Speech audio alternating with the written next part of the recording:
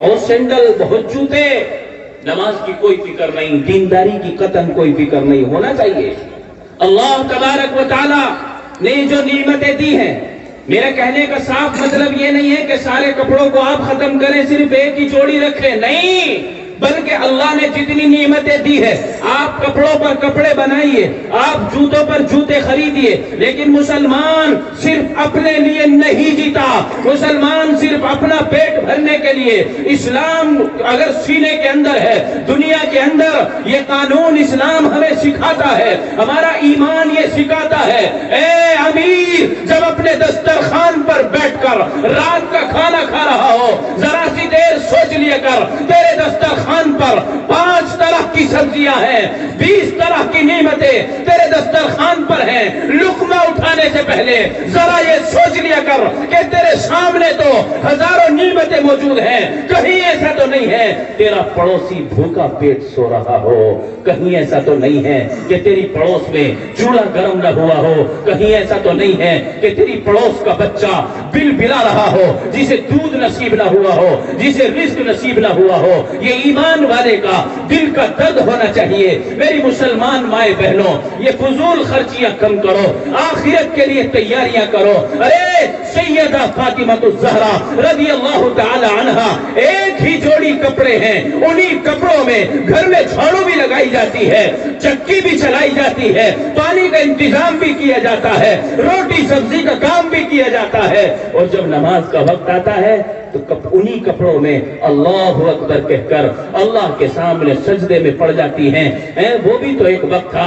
اور یہی فاطمہ کتنی لاڈلی تھی نبی اکرم صلی اللہ علیہ وسلم کی۔ میں قسم کھا کر کہتا ہوں، اگر پیغمبر اپنے صحابہ کے بیچ میں یہ اعلان کر دیتا کہ میری فاطمہ کی شادی ہے، تمام صحابہ کو میری فاطمہ کی شادی کے لیے گفٹ تیار کرنے ہیں، سامان تیار کرنا ہے، میں یہ سمجھتا ہوں کہ صحابہ اپنے مال کو اتنا قربان کرتے کہ حضرت فاطمہ کی شادی مالداری کے اعتبار سے قیامت تک ایک مثال قائم کر دیتی۔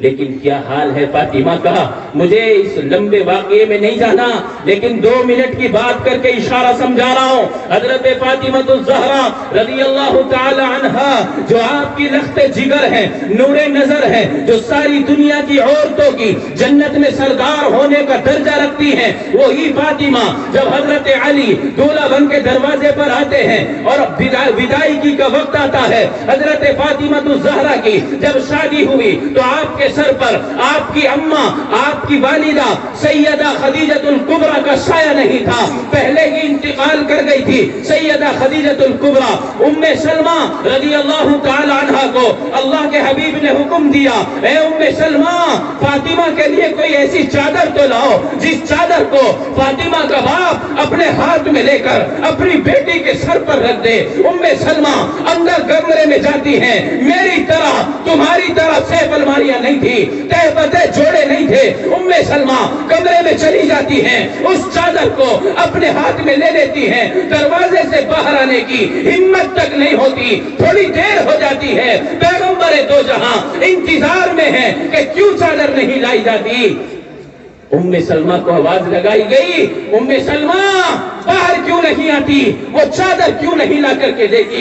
ام سلمہ کے آنکھوں میں آنسو ہیں اور دبے ہوئے قدم لے کر اپنے ہاتھوں میں چادر لے کر آپ کے سامنے جب آتی ہے، آنکھوں میں آنسو ہیں۔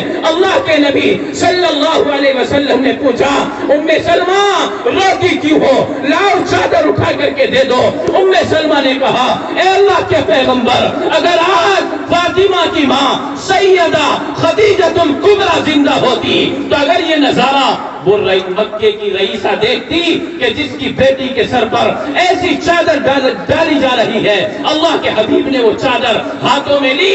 اصیل پور کے مسلمانوں، جب اس چادر کو نبی اکرم صلی اللہ علیہ وسلم نے کھولا تو اس میں 7-8 پیون لگے ہوئے تھے، جس میں کچھ پیون چمڑے کے لگے ہوئے تھے۔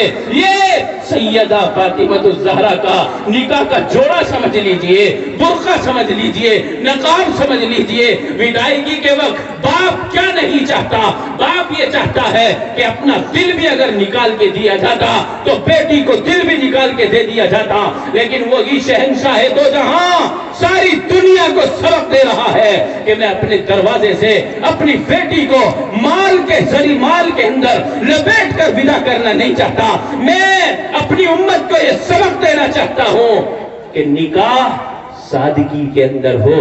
اور جب وہ چادر فاطمہ کے سر پر رکھی اور کہا کہ بیٹی اگر تیری ماں زندہ ہوتی تو وہ شفقت کا ہاتھ تیرے سر پر رکھتی.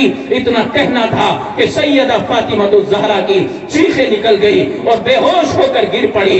اللہ کے حبیب نے اپنے سینے سے لگایا اور شاباشی دی اور سمجھایا اور تسلی دیتے ہوئے حضرت فاطمہ الزہرا کو ودا کیا. میرا کہنے کا مطلب یہ تھا آج اگر کسی کے یہاں شادیاں ہوں کتنی فضول خرچیاں ہوتی ہیں, لیکن اگر دین کا معاملہ آ جائے تو پھر شیطان کے کہنے میں آ کر, کیونکہ وہ پشت پناہی کرتا ہے, پھر اس کے کہنے میں آ کر ہاتھ کو پیچھے کھینچا جاتا ہے. حالانکہ قرآن میں تو یوں کہا گیا ہے وَتَعَاوَنُوا عَلَى الْبِرِّ وَالتَّقْوَى وَلَا تَعَاوَنُوا عَلَى الْإِثْمِ وَالْعُدْوَانِ کہ اے مسلمانوں نیکی کے ساتھ مدد کرو, نیکی کی مدد کرو, نیکی کے ساتھ تعاون کرو, ہر اچھے کام کے ساتھ ہمدردی کا معاملہ کرو, ہر برے کام کی مدد نہ کرو.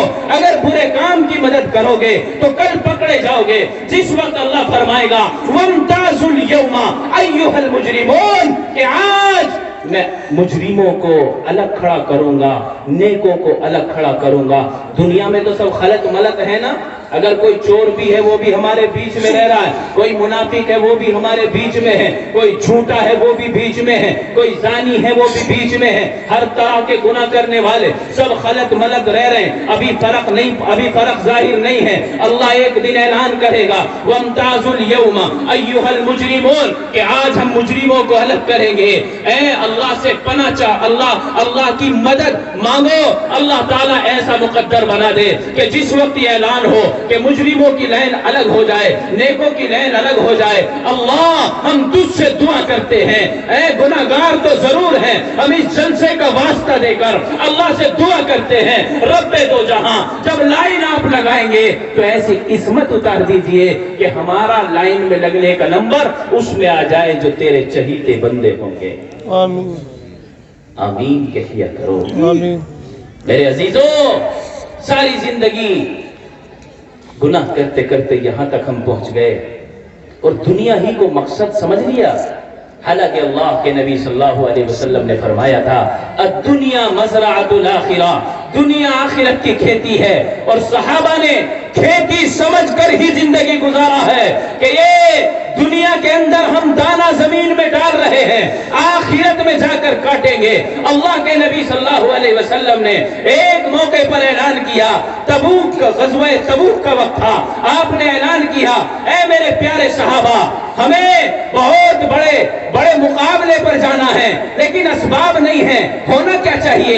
حضرات صحابہ نے آپ کی پکار کو سننے کے لیے اپنے کانوں کو کھڑا کیا اور کھولا اور ہوش کے ساتھ کھڑے ہوئے اور کہا کہ پیغمبر آپ کی جو رائے ہے, آپ ہمارے پیارے ہیں, آپ جو اعلان کریں گے ہم آپ کے اوپر جانثاری کرتے آئے ہیں اور کرتے رہیں گے.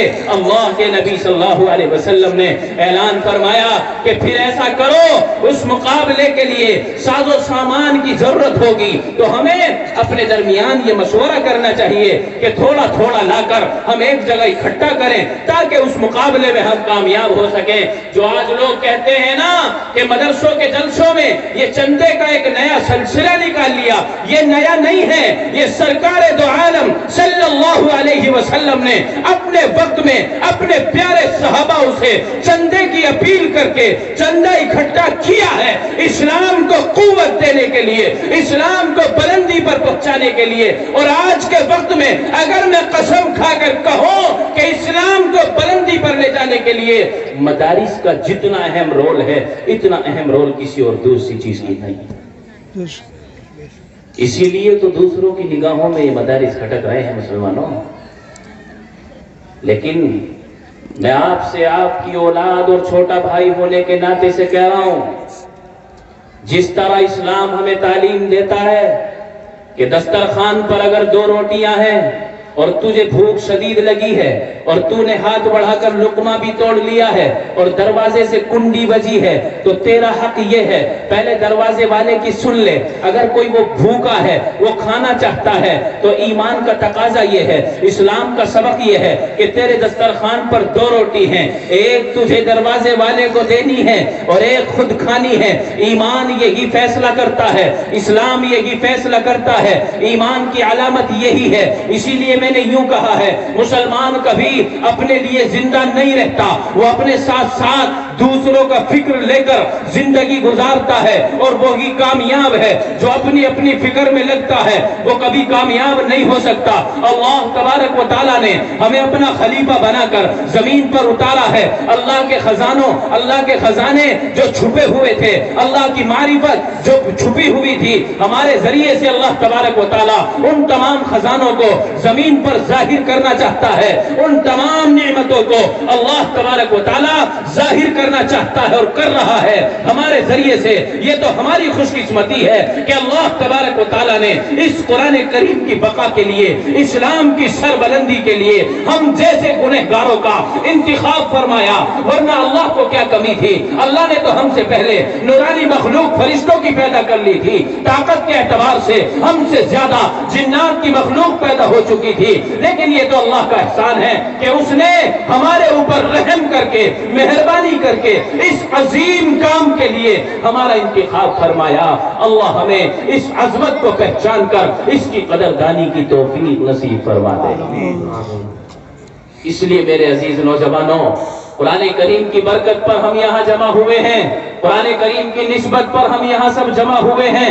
ہاتھ اٹھا کے مجھے بتاؤ کہ انشاءاللہ العزیز قرآن کریم کی محبت میں, قرآن والوں کے لیے, قرآن کے لیے, ان نبی کے گھروں کو زندہ جاوید رکھنے کے لیے اور انہیں بلندی پر پہنچانے کے لیے اگر وقتاً فوقتاً مال تو دور کی بات ہے. اصیل پور کے مسلمانوں, میں اپنوں میں بیٹھ کر یہ بات کہہ رہا ہوں, مال تو بہت دور کی چیز ہے, مال کی حیثیت تو اللہ کی نگاہوں میں کچھ بھی نہیں. اگر جان کی قربانی بھی دینی پڑے اپنے ان مدارس کی حفاظت کے لیے تو ہاتھ اٹھا کر مجھ سے وعدہ کرو, انشاءاللہ العزیز ہم وقت آنے پر مال تو مال, ہم جان کو بھی پیش کریں گے. کہو انشاءاللہ. انشاءاللہ. اللہ تبارک و تعالی آپ کے جذبوں کو بے حد قبول فرمائے. تو کیوں نہ اب اس جذبے کو دیکھ لیا جائے. جب کسی کو کچھ سبق پڑھایا جاتا ہے اس کا امتحان بھی ضروری ہے.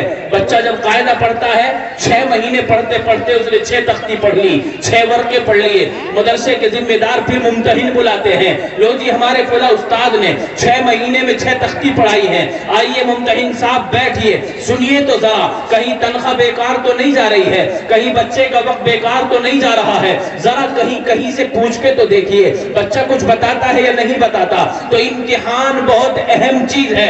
اگر امتحان نہ ہوتا تو آدمی سنبھلنے کی کوشش نہ کرتا. بچے کا امتحان ہوتا ہے, غلطیاں آتی ہیں, یاد نہیں نکلتا, تو آنے والے وقت میں اس کو بڑا فکر ہوتا ہے, پھر اور محنت سے یاد کرتا ہے. اللہ کا بھی تو یہی نظام ہے. اللہ وقتاً فوقتاً میرا اور آپ کا امتحان لیتا ہے. کبھی بیماری دیتا ہے, کبھی 10 سال تک اولاد نہیں دیتا, 10 سال کے بعد کوئی معصوم بیٹا دیا, 4-6 مہینے میں واپس بلا لیا. یہ بھی تو ایک آزمائش ہے. کبھی اولاد دے کر آزماتا ہے, کبھی اولاد لے کر آزماتا ہے, کبھی مالدار بنا کر آزماتا ہے, کبھی فقیر بنا کر آزماتا ہے, کبھی تنگ دستی میں اپنے سامنے سجدے کو دیکھنا چاہتا ہے, کبھی مال میں ڈھک کر. اس کا امتحان ہوتا ہے. سدا ایمان والا امتحان میں ہی زندگی گزارتا ہے. تو ہم کوشش کریں ہر امتحان میں پورا اتریں گے. کہو انشاءاللہ. انشاءاللہ. آپ کے جلسے کا تھوڑا سا امتحان لے لیا جائے. اجازت دیں آپ ہاتھ اٹھا کے مجھے, اگر اصیل پور کے نوجوانوں آپ اجازت دو گے تو مجھے حوصلہ ملے گا اور میں دل کھول کر آپ کا امتحان لے سکوں گا. سوال بڑا آسان کروں گا, جواب بھی آسان ہی ہوگا. کہو انشاءاللہ. انشاءاللہ. کہو انشاءاللہ. انشاءاللہ. قبر کے اندر بھی تو امتحان ہی ہوگا. کون تیرا رب, یہ بھی تو ایک امتحان ہی تو ہے.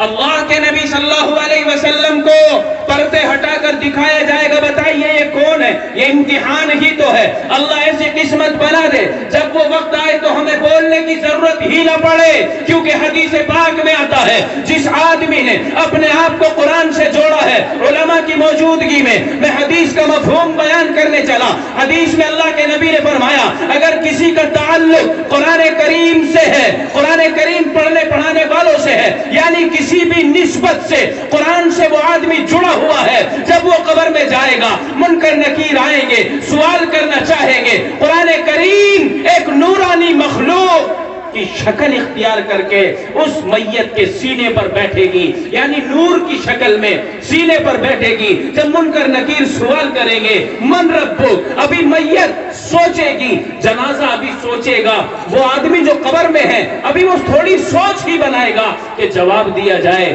وہ سینے پر نور کی طرح سے بیٹھا ہوا قرآن بولے گا کہ آج جواب یہ نہیں دے گا بلکہ آج جواب ہم دیں گے۔ کیوں؟ منکر نکیر پوچھیں گے سوال اس سے ہے آپ سے نہیں، آپ کون ہیں؟ قرآن کریم کو اللہ بولنے کی قوت دے گا، کہو سبحان اللہ۔ اس قرآن کریم کو آج ہم نے ساقوں میں صرف سجاوٹ بنا کے رکھا ہے۔ میرے مسلمان بھائیوں، میری زبان میں تلخی ضرور ہے، کڑواہٹ ضرور ہے، انجام کے اعتبار سے بات بہتر ہوگی اگر ہمارے گھروں میں صرف زینت کے لیے قرآن ہے، 8 دن میں صفائی کا نمبر آتا ہے، گردہ جھاڑ کر پھر رکھ دیا جاتا ہے۔ قرآن اس لیے نہیں آیا، قرآن تو اس لیے آیا اگر صبح کو کسی چیز پر سب سے پہلے نظر پڑے وہ قرآن کریم ہو، اگر زبان سے سب سے پہلے کوئی آواز نکلے وہ قرآن کریم ہو۔ اگر کوئی ایسا کرے گا تو خوشخبری یہ ہے پھر وہ قرآن بولے گا اے فرشتوں تم اللہ کی طرف سے آئے ہو، سوال ان سے اس سے کیا ہے، جواب ہم دیں گے۔ فرشتے پوچھیں گے تم کون ہو؟ کہ میں وہی ہوں، سردی کا موسم ہوتا تھا، صبح کو اٹھ کر یہ وضو کرتا تھا، مجھے سینے سے لگاتا تھا، میری تلاوت کرتا تھا، میں وہی ہوں کہ یہ جس مدرسے میں میری پڑھائی ہوتی تھی اس مدرسے کے سامان کے لیے انتظام کرتا تھا، اپنی حلال کمائی میں سے اس مدرسے کے نظم و نسق کو سلامت رکھنے کے لیے اپنی خون پسینے کی کمائی میں سے دولت خرچ کرتا تھا، میں وہی قرآن ہوں۔ آج سوال کے جواب ہم دیں گے۔ فرشتے جب دیکھ لیں گے کہ یہ تو اللہ کا قرآن ہے پھر کہیں گے اب اس سے آگے ہم سوال ہی نہیں کر سکتے۔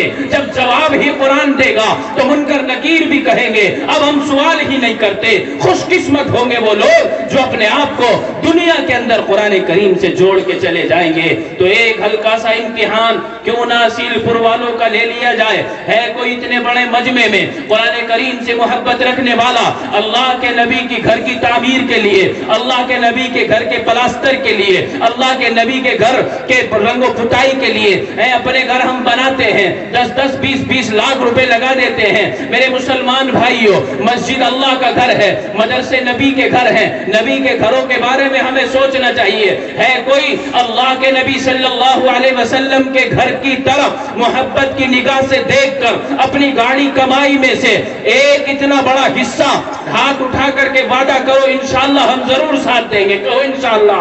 ہے کوئی جو سب سے پہل کرے اپنے مدرسے کے لیے صرف 51,000 روپے سے کہ لو جی ہم اللہ کے نبی کے گھر کی خدمت کریں گے اور ہم جنت میں جانے کا راستہ صاف کریں گے؟ ہے وہ کوئی بہادر آپ کے بیچ بیٹھا ہوا جو اپنے مدرسے کے لیے 51,000 روپے کا اعلان کرے؟ اللہ قبول فرمائے، کہہ دو آمین۔ اللہ قبول پر آمین کہو، زور سے آمین کہو، زور سے آمین کہو۔ انشاءاللہ آپ آمین کہیں گے آپ میں کوئی نہ کوئی تو نیک ہوگا، میری طرح سارے گنہگار تو نہیں ہے، کوئی نہ کوئی تو نیک ہوگا جس کی آمین کی برکت سے اللہ آپ ہی کے درمیان ایسے دیدور انسانوں کو پیدا کرے گا کہ پھر اللہ کے نبی کے گھر کی حفاظت کے لیے آپ حضرات سے اللہ نکلوائے گا۔ اللہ کی توفیق جس کو ہوگی وہی نبی کے گھر کے لیے دے گا۔ ہے کوئی بھائی؟ چودھری صاحب اسٹیج پر آ گئے ہیں ماشاءاللہ، منقاد ٹھیکیدار صاحب، اللہ قبول فرمائے، کہہ دو آمین۔ سوال کتنا ہوا ہے بھائی؟ 51,000 زور سے بولو۔ 51,000 روپے مدرسے کے لیے اللہ تعالیٰ قبول فرمائے، جو بھی دے کہہ دو آمین۔ آمین۔ ابھی تو ادھر ادھر کو جھاگ رہے کہ دے گا کون؟ کہہ دو انشاءاللہ، اللہ ضرور کسی سے دلوائے گا۔ 51,000 روپے کا تعاون سب سے پہلے اپنے مدرسے کے لیے माशाअल्लाह। क्या नाम? माशाअल्लाह माशाअल्लाह, हो गया काम। इसका मतलब कोई ना कोई नेक बैठा है भाई, कह दो आमीन।